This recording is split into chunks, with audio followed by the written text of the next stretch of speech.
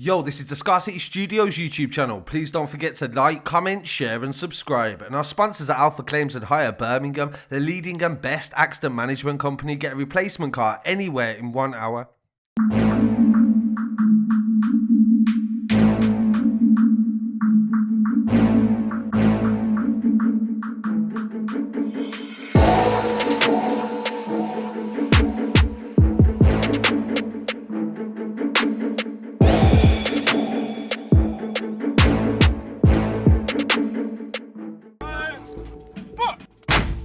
Syria, March 2011. Pro-democracy demonstrations erupted in the southern city of Deraa, inspired by the Arab Spring in neighbouring countries, when the government used deadly force to crush the dissent. Protests demanding the president's resignation erupted nationwide. The unrest spread and the crackdown intensified. Opposition supporters took up arms, first to defend themselves and later to rid their area of security forces. Mr. Assad vowed to crush anyone that he called foreign-backed terrorism. The violence rapidly escalated and the country descended into civil war. 367,965 people by December 2018 were declared dead. The figure did not include the 192,035 people that it said were missing or presumed dead. Many groups and countries, each with their own agenda, are involved, making the situation more complex and prolonging the fighting. The US, UK and France initially provided support for what they considered moderate rebel groups, but they have prioritised non-lethal assistance since jihadists became the dominant force in the armed opposition. A US-led global coalition has also carried out airstrikes on IS militants in Syria since 2014. Turkey and Iran have also contributed to proxy wars, as well as causing hundreds of thousands of people to be left without homes due to the war. 6.2 million Syrians are internally displaced, with 5.7 million fleeing abroad. In April 2013, Abu-Baghdadi announced the merger of his forces in Iraq and Syria, and the creation of the Islamic State of Iraq and Levant, ISIS. So how did a West London rapper end up being involved in ISIS? On Monday the 4th of April 2020, Lyricist Jinn, also known as Al-Jinni, real name Abdel Bary, was arrested in southern Spain. According to the Associated Press, which cited two sources close to the investigation, Bary was initially suspected of being Jihadi John, the Islamic State member who appeared in a video of the American journalist James Foley's beheading. The real Jihadi John turned out to be Mohammed Emwazi, but Spain's national police still describe Bary as one of the most sought-after terrorists in Europe, both because of his criminal trajectory in the ranks of Daesh and because of the high danger that he represented. The police did not name Bary in the arrest, but described the suspect as Egyptian who left Europe to fight in Syria. Police believe that Bary is 29 years old and he was on his way home from the Middle East when he was arrested along with two other men at an airport in Almeria. The group will appear before the National Court judge in Madrid on Wednesday. Who is Abdel Bary, aka Lyricist Jinn, and who is his father, and why was he wanted by America and British forces as a terrorist in Syria? His father's name was also Abdel Bary, and he was an Egyptian militant. He was part of a group that murdered 224 people in a series of Islamist bombings in Africa in 1998. They was fighting extradition to the United States, where they were wanted in connection with the embassy bombing in East Africa in 1998. Both men were eventually extradited to the United States in October 2012. He came to the attention of the Egyptian authorities as early as 1981 when he was imprisoned and tortured following the murder of the president at the time in Egypt, Anwar Sadat. On a return trip from the United States to Egypt via the UK, Abdel Bary applied for political status in Britain. It was granted because he was tortured back in Egypt. While he was in London, he worked for Al-Qaeda's Advice and Reform Committee. In October of that year, Bary contacted Mahmoud Jabala to mention he was shipping several books to him, including the Al-Mujahideen.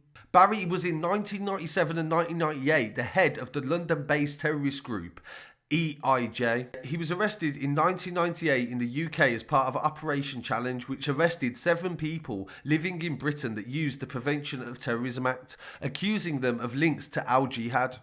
Because of the embassy bombings in East Africa, Bary spent roughly 10 days in confinement. The British police found there was no terrorism case to charge Abdel Bary Sr. with at the time. Between 2002 and 2008, successive UK secretaries in the state of Tony Blair's government spent 6 years coming to a decision to extradite him to the United States, where he faced charges for the murders in Africa. This was delayed due to his lawyer's appeals and also his medical reports that said he was suffering severe depression and was at risk of suicide. According to US indictments, Abdel Bary communicated with Ayman al-Zawahiri. Zawahiri invited Abdel Bary into the British component of the Egyptian Islamic Jihad, and Abdel Bary accepted, promising to obey the EIJ's leadership. Abdel Bary issued statements from Osama bin Laden himself in connection to the bombing to take responsibility and also to represent the perpetrators. His final appeal for extradition was in 2012 on the 5th of October. And he was extradited from the UK to New York to face charges including murder, conspiracy to use weapons, and he was ultimately charged with 213 counts of premeditated murder in the Nairobi bombings and 11 more for the attack in Dar al-Assam. On the 19th of September 2014, Bary pled guilty to 3 counts of the indictment before the federal judge. He transmitted phone calls from Al-Qaeda and claimed responsibility for the attack and the bombings in the embassy in Kenya, Nairobi, and also Tanzania that killed 225 people. He transmitted threats the next day of future attacks by the same terrorist organisation via media organisations in France, Qatar, the United Arab Emirates. Bary additionally arranged messages to be transmitted to and from members of the media to his co-conspirators, including Osama bin Laden and his successor Ayman al-Zawahiri. Following the conviction and sentencing of his father in 2014, this had a major effect on Lyricist Jinn, and he seemed to have sort of deteriorated from that point and went towards going to want to fight for ISIS in Syria. And in 2014, he was described as a key suspect in the hunt for Jihadi John. British terrorism experts have warned that there is a new wave of jihadists heading towards Syria and Iraq at that time. Up to 20 people a month were leaving Britain to go to fight in the... They was going through India's subcontinent using the guise of travelling to visit family. They were said to have been inspired by the recent creation of the Islamic Caliphate in the area. They believed that Bary Jr. was one of the first to show interest in ISIS in the UK, following the Arab Spring in Egypt and Syria in the uprising against the governments there. From 2010 to 2014, Lyricist Jinn was an aspiring rapper in West London's hip-hop scene. He brought a conscious delivery of bars and songs to a growing UK audience via YouTube platforms, including SBTV, Link Up TV, Grime Blog and UGX. I'm trying to break out, cause all my life I've been a victim in this place. How they're justifying all the killings while the mind has been imprisoned. I'm a ride until I figure out this maze now. I lick the poison on to try and get the message across. We let them poison us and now we get the memory lost. The remedies and the leadership of veteran boss. Achieving peace can be so difficult when death is the cost. I dedicate my pen to tell the stories of oppression, fighting off the sources that find glory in their weapons. They call it war on terror when they're nothing but the biggest form of terror, haunting thoughts of all the children as they force a stormy weather. I wonder if the morning dawn will ever be the same. Will my generation ever see the change? Even ketamine can't remedy this pain for all the people with no bread to eat for days, while the settlers get pleasure as they rent the streets with rage. They fabricate the media, we've mentally been played, and if I speak the truth then they'll render me insane. Now I linked up with Team Poison, they can't censor me, we'll end the scene in flames. He featured on Radio 1 and worked with artists all over the UK. He performed live and had most success with songs like The Beginning and Overdose. His bars were largely relatable to young men in similar backgrounds, struggling to succeed in a Western world. He made reference to his father being in prison, often in his music, and this wasn't uncommon coming among inner city rappers. I doubt that this would have been queried by anybody as to why his father was in prison. He showed he looked up to his father in lyrics such as "Pride and honour like my father. When they came and took my dad, I could have killed a copper and wouldn't look back." A profound insight into losing his father to the system at a young age and the detrimental effect that it would have had on him. I swear the day they came and took my dad, I could have killed a cop or two and I wouldn't look back. Imagine back then I was only This made him anti-police and eventually anti-American, and also the need to belong. He found this for some time in the music scene, yet he would grow more and more open about his controversial past. And in one of his performances, he can be heard repeating his father is in prison for a phone call to Bin Laden, and encourages the crowd to chant F the system. Completely unbeknownst to them, the reality of what had actually happened back in Africa in 1998. Don't forget the ones that hurt you. Ironically, I felt to be the first two, so you can call me karma. My father's doing time because he got phone calls from Osama, now he's fighting expedition. That's not lying, you know. My father's doing time because he got phone calls from Osama, now he's fighting expedition. The dive into the case, but somehow the link is missing. And then one day in 2014, Lyricist Jinn just decided to leave for Syria to fight alongside ISIS. Some say that he went to Egypt to help in the overthrowing of the government there and fighting the caliphate.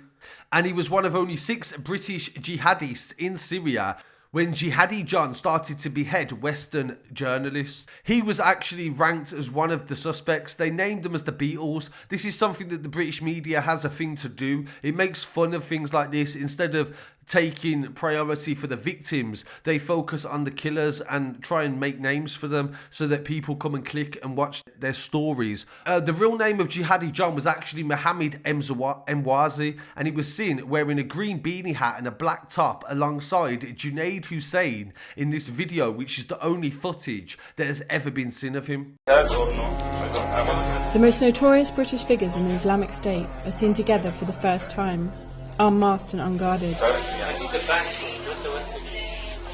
You need the back. When you go, you message me. Okay. Among them, Mohammed Emwazi, otherwise known as Jihadi John. Junaid Hussain was from Birmingham, and he was actually a computer hacker. He had worked for ISIS in attacking the American government. He was the husband also of Sally Jones, who was one of the only women that actually went to Syria and helped to recruit Western women. They were all killed in a drone strike in Syria in 2014, and Sally was killed in 2017. Rihad Khan from Cardiff was the first Briton to be targeted by an RAF drone. He was also part of what the media called the Beatles. Emwazi was a British national, and he beheaded 6 people, including James Foley, the American journalist. A drone killed him, and US officials said in November that they believed he was dead. And at the time, the Telegraph indicates that they didn't know who John was, and they believed and released this information saying that it was rapper Al Jinni, but it in fact wasn't Al Jinni. And a lot of papers reported this information, and it's still actually out there now. You can still find articles where they refer to him as Jihadi John, but this was in fact not true. But he was one of the only few Britons in Syria at the time on the front line in Raqqa. Sally Jones, one of the only females to actually go from Britain, was actually responsible for training European females. She was meant to have recruited hundreds of women to actually join ISIS. In 2017, they linked Jones and her husband Hussain from Birmingham to 17 attacks that they believe ISIS took part in. International organisations have criticised every single side involved in the conflict, including the Syrian government, ISIL opposition rebels, the Russian, Turkey and US coalition for severe human rights violations and massacres. The conflict has caused a major refugee crisis. Over the course of the war, a number of peace initiatives have been launched, including the March Geneva Convention that is yet to find a resolution to the deal. The UK is a member of the Global Coalition, a unified body of 81 parties dedicated to degrading and defeating Daesh, which is part of IS. The coalition was formed in 2014 and is unique in membership, scope and commitment. The conflict in Syria has resulted in one of the worst humanitarian crises of all time. 13 million people are in need of humanitarian assistance. The UN estimates that 400,000 people have been killed and 100,000 missing. Lyricist Jinn, to some, would have been a freedom fighter. To other people, he was a terrorist. He went there to liberate others, but at the same time, to some people, would have been inflicting another evil. Like all wars, there are some that benefit more than others, and everybody has a reason to be involved in this war with all the natural resources that are in the Middle East. But the people that suffer the most, like always, are the poor. The future is uncertain for Jinn. Maybe he will face extradition like his father. Maybe he will be found guilty in the UK. But this country was once his home, and now he maybe never will see it again. But the most serious question you must ask yourself, like he must be asking himself, is how do you want to be remembered in life? So my condolences to everybody that lost their lives in the East Africa embassy bombing, and everybody that lost their lives in the Syrian war.